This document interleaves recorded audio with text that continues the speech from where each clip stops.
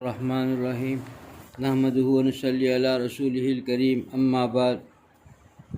دوستو عزیزو، مومن کی شان ہے کہ وہ اللہ تعالیٰ پر کامل توکل کرتا ہے۔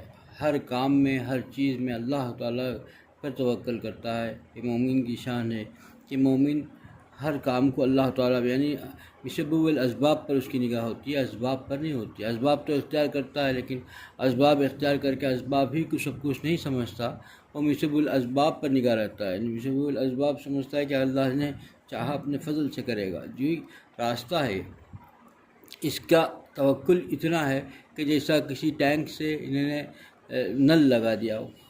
نل کا کام پانی آنے کے لیے لگایا ہے، لیکن پانی اس سے آنا ضروری نہیں ہے، پانی اس سے آئے گا یقینی بھی نہیں ہے۔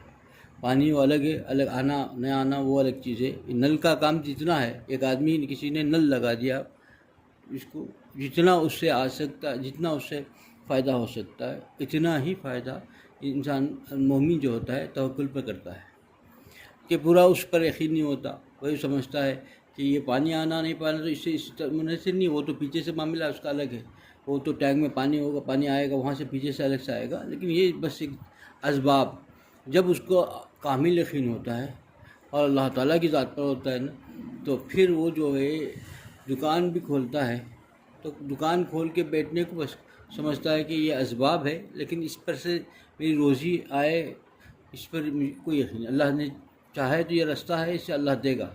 جتنا اس کا ایک نل پر بھروسہ ہوتا ہے، اتنا ہی اس دکان پر اس کا بھروسہ ہوتا ہے کہ بھئی میں نے تو کھول دیا ہے، یہ ذریعہ ہے، لیکن دینا نہیں دینا تو اللہ کی ذات ہے، وہ اسی سے دیں گا۔ جب یہ بات ہوگی، نگاہ اللہ کی ذات پر ہوگی، تو خوف سے زندگی گزارے گا کہ دینے والی ذات ناراض نہ ہو جائے۔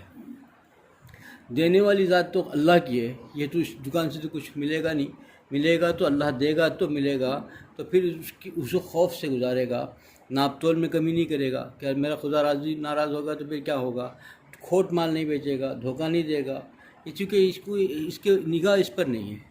وہی اگر کافر یا کوئی اللہ پر ایمان نہ رکھنے والا یا توکل نہ کرنے والا جو رکھتا ہے، وہ دکان جو کھولتا ہے دکان ہی کو سب کچھ سمجھتا ہے کہ میں یہ دکان کھولا ہے، اب میں جو ہے لوگوں کو دھوکہ دے کر کے کراؤں گا، خوب پیسے کما لوں گا، لوگوں کو جو ہے کھوٹا مال بیچ دوں گا، لوگ لے کے جائیں گے، میرا کھوٹا مال بک جائے گا، خوب پیسے آ جائیں گے۔ یہ سمجھتا یہ ہے کہ اسی سے مجھے جو کچھ آمدنی ہونی ہے اسی سے ہونی ہے۔ یہی فرق ہے مومن اور مسلمان میں، یا کافر مشرک میں اور ایمان نہ رکھنے والے میں، یا پھر توکل جو اسباب پر نگاہ رکھتا ہے۔ ہر مسلمان بھی اگر اسباب مسبب الاسباب کو بھول کر کے اسباب پر نگاہ رکھے گا تو یہی حال اس کا ہوگا، اس سے کچھ ملنے والا نہیں، کیونکہ اللہ کی ذات ہی سب کچھ ہے۔ توکل اس کے اوپر کرنی چاہیے۔ توکل اللہ تعالیٰ مومن کی شان یہی ہے کہ بھائی کرے عمل۔ اسی جب دیکھیے کامل ایمان جب ہو جاتا ہے، ہاسپٹل ہے، ہاسپٹل میں علاج ہاسپٹل میں ہوتا ہے، ایک مشرک کافر بھی اپنے کسی رشتہ دار کو اس ہاسپٹل میں ایڈمٹ کرتا ہے، اور مسلمان بھی اسی ہاسپٹل میں ایڈمٹ کرتا ہے، اس ہاسپٹل میں داخل کرتا ہے علاج کے لیے۔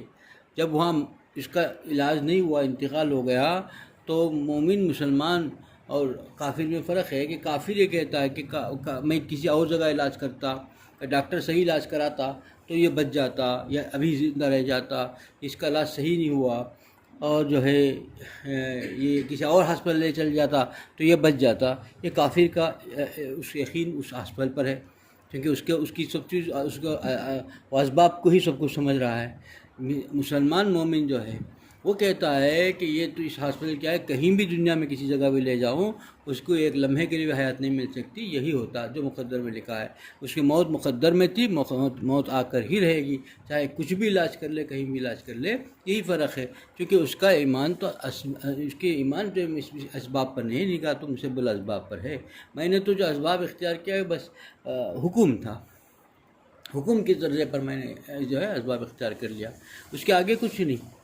اسی لیے علی رضی اللہ عنہ جو ہے ایک جہاد پہ تشریف لے جا رہے تھے، تو ایک صحابی نے ان سے پوچھا، وہ صاحب کشف بھی تھے بہت، ان سے پوچھا کہ حضرت سے کہ حضرت آپ حضرت علی رضی اللہ عنہ سے کہ آپ جہاد پہ تشریف لے جا رہے ہیں، کہ جہاد میں اس جنگ میں کیا ہم جیت ہو جائے گی؟ کہا کہ نہیں ہوگی۔ تو کہا پھر کیوں لے جا رہے ہیں؟ کہا کہ بھائی حکم ہے، اسباب کی طرف جا رہا ہوں. مجھے یقین جو صاحب کشف تھے وہ کہا تھا کہ بھئی جیت تو ہماری نہیں ہوگی، ہماری ہار ہوگی، ہم ہاریں گے، لیکن حکم ہے، حکم کے لیے میں جا رہا ہوں. یہ اصل چیز تھی. حکم جو تھا حکم کے لیے، حکم جب ہو گیا تو حکم کے لیے اسباب اختیار کیا جائے. اسباب کا حکم ہے، اس کے لیے کامیابی ناکامیابی کا کوئی دور مدار نہیں ہے اس اسباب پر. اسباب بسبب الاسباب جب چاہیں گے جیسا ہوگا وہ ہوگا. اللہ تعالیٰ کی ذات ہے جو جس کو چاہے جیسا دیتا ہے. اسی میں سے چیزیں ہیں توکل، اور کبھی اعلیٰ درجے کا توکل اور اعلیٰ درجے کا توکل، اور توکل کئی چیزیں ہیں جگہ سب کچھ اللہ تعالیٰ کے ہاتھ میں دے کر یہ ہوا کہ غزوہ تبوک میں ابو بکر صدیق رضی اللہ عنہ نے سب کچھ چھوڑ دیا. آ کر پوچھا حضور اکرم صلی اللہ علیہ وسلم نے کیا گھر میں چھوڑ کے آئے ہیں؟ کہا کہ اللہ اور اللہ کے رسول صلی اللہ علیہ وسلم چھوڑ کے آئے. یہ تو وہ ہے اعلیٰ درجے کا توکل تھا. اور ایسے ہی ایمان کی تازگی، ایمان کی پختگی. ابو طلحہ رضی اللہ عنہ کا لکھا ہے کہ نماز میں کھڑے تھے تو وہ ان کے باغ میں ایسا کچھ پرندہ نے پڑپڑایا. ایسے باغ ایسا بہترین اور اعلیٰ درجے کا باغ تھا، پھلوں سے بھرا، کہ پرندہ نہیں جا سکتا تھا. نماز میں ان کو خلل ہوا تو پھر انہوں نے وہ باغ ہی وقف کر دیا. یہ کہا کہ بھئی جو نماز میں میرے عبادت کے اندر مخل ہوتا ہے ایسا باغ میں رکھ کے کیا کروں گا جو اس کی ضرورت ہی نہیں. یہ وہ مقام اور ہے.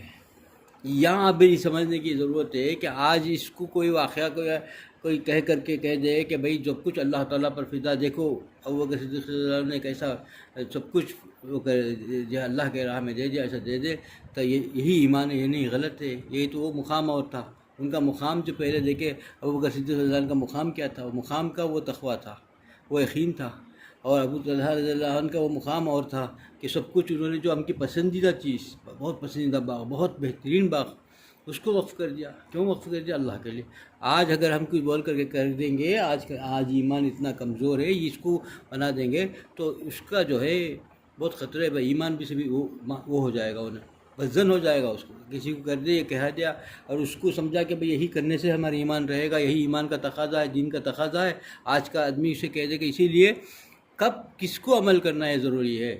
آج یہ بیان کر کے آج سب سے یہ کہہ دیا جائے کہ ہر آدمی توکل یہی ہے، اسی کے لیے وقف کر دے اور بیان کر کے وہ سب کچھ قربان کرو، اللہ کے راہ میں دے دو. نہیں ہے یہ بیان کرنے کا، یہ وہ اور مقام تھا، وہ ان کا مقام الگ ہے. اس کو بھی سمجھنا چاہیے. یہی جو ہے اہل دل حضرات بتائیں گے کہ کس کے لیے. حضرت حاجی امداد اللہ صاحب مہاجر مکی رحمۃ اللہ علیہ کے پاس ایک صاحب آئے، آ کر کہا کہ حضرت میں چاہتا ہے کہ میری جو جائیداد ہے سب میں وقف کر دو. حضرت نے کہا کہ نہ. حضرت نے کہا، حضرت کے خاص تعلق آئے، آ کر کہا کہ میں وقف کرنا چاہتا ہوں. حضرت نے کہا کہ نہ کرے، وقف نہ کرے. اب سننے والا کیا سمجھے گا؟ بھئی ایک آدمی دین کے راہ میں دینا چاہتا ہے، اس کو منع کر رہے ہیں. حضرت نے آگے فرمایا کہ تمہاری زندگی کسی دور میں تم کو سخت ضرورت پڑ جائے مالی حالات کے اعتبار سے، پھر تم تکلیف کو اور برداشت نہ کر پاؤ، اور برداشت اتنا حد تک پہنچ جائے، پیسے کی ایسے لالے پڑ جائیں اور پھر کچھ نہ مل سکے، تو ایمان کا بھی خطرہ ہو جاتا ہے. تو وہ اہل دل جو ہوتے ہیں بہت دور سوچتے ہیں. بظاہر ہم کو کیا نظر آیا کہ بھئی ایک آدمی دین کی راہ میں دینا چاہتا ہے پورا سب کچھ، ہم نے منع کر رہے ہیں. نہیں، اہل دل ہوتے ہیں، سمجھتے ہیں اس بات کو. اور یہ بات ہے کیونکہ فطرت ہے کہ انسان کی کبھی کوئی چیز ہوتی ہے کہ بھئی اب پیسہ ہونا چاہیے. اسی میں ایک چیز، ایک بزرگ کا واقعہ لکھا ہے کہ ایک بزرگ تھے، اللہ سے دعا مانگ رہے تھے. اللہ سے یوں دعا مانگ رہے تھے کہ اے اللہ تو مجھے ہمیشہ میرا نفس کہتا ہے کہ یہ پیسے اگر پیسے نہ ملے تو پھر کیا کھائے گا، کیا کرے گا. اب پیسے نہیں، اب خرچہ ہو گیا، پیسے نہیں آئیں گے تو کیا کھائے گا. یہ مجھے نفس بڑا ستاتا ہے.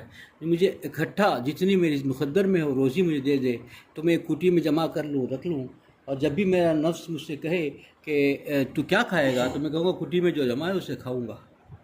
یہ آگے حاجی حضرت حکیم الامت تھانوی علیہ رحمہ فرماتے ہیں یہ توکل کے خلاف نہیں ہے، یہ ایمان کی حفاظت کے لیے کہ بھی نفس کا دھوکہ جو ہو رہا ہے، نفس جو خلل کر رہا ہے، عبادتوں میں خلل جو ہے، ہر کی ذکر و اذکار میں دل نہیں لگانے دے رہا ہے، اس کے لیے یہ اکٹھا کہا کہ بزرگ نے فرمایا کہ میں رکھ دے یا اللہ، میں اس کے لیے مانگ رہا ہوں کہ جب بھی مجھے دھوکہ دے نفس کہے کہ کیا کھائے گا، کہوں گا کہ میں کھوٹی سے جو رکھا ہے اس سے اٹھا کے کھاؤں گا.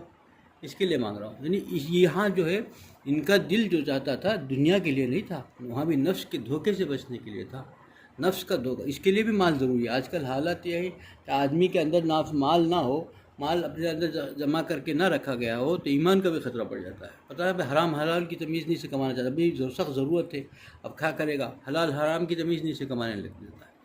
یہ چیز ہے، کیونکہ ایک ہے فطرت ہے، فطرت کا علم میں آئے گا، ایسا وسوسے آتے ہیں، خیالات آتے ہیں، انسان کی فطرت میں ہو تو ایسی چیزیں ہوتی ہیں، تو جو ہے آدمی فطرت سے کبھی چیز سے گھبرا بھی جاتا ہے، کوئی پریشان ہو جاتا ہے، فطرت نے اس کو گھبرا دیا کہ میرا کیا ہوگا، میرا کیسا کھاؤں گا، فطرت نے ٹھہرا کہ وہ اس میں ان کی تقوی پر کوئی شکایت نہیں، ان کی ولایت کے مقام پر کوئی چیز نہیں آتی، یہ الگ چیز ہے، وہ فطرت الگ چیز ہے۔ تقوی والا کے اوپر بھی یہ فطرت یہ چیزیں لا سکتی ہے، فطرت کی چیزیں ہو سکتی ہیں۔